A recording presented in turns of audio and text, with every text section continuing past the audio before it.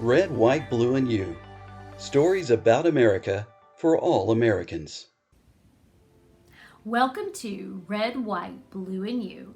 I'm your host, Jane Hampton Cook. And in this episode, I wanted to ask this question. What does the color blue mean in the U.S. flag? Well, Congress gave us an answer on June 20th, 1782, when they issued the Great Seal of the United States. And they defined the meaning of red, white, and blue. So what does blue mean? One of the three definitions of blue is vigilance. And when I think about vigilance, I think about James Armistead. He was a slave living in Virginia in 1781 when the Marquis de Lafayette, who was a major general for George Washington, hired Armistead to be a spy. So Armistead went over to the British post at Yorktown. Lord Cornwallis, a British general, hired Armistead to be a servant. And Armistead kept watch. He was vigilant over the activities of Lord Cornwallis and reported those activities to Lafayette.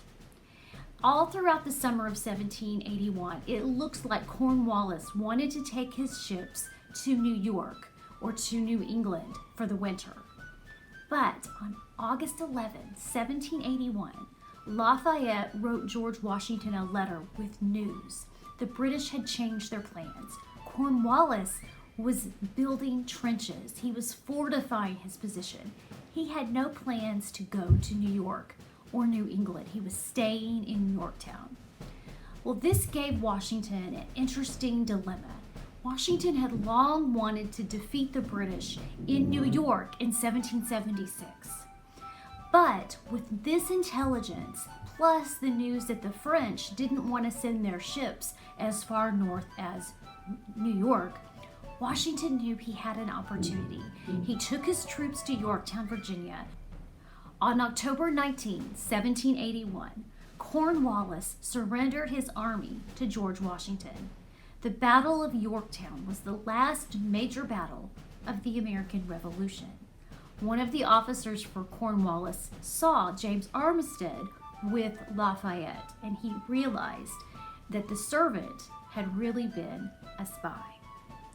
But James Armistead's story is not over. He went on to embody two other meanings for the color blue: perseverance and justice.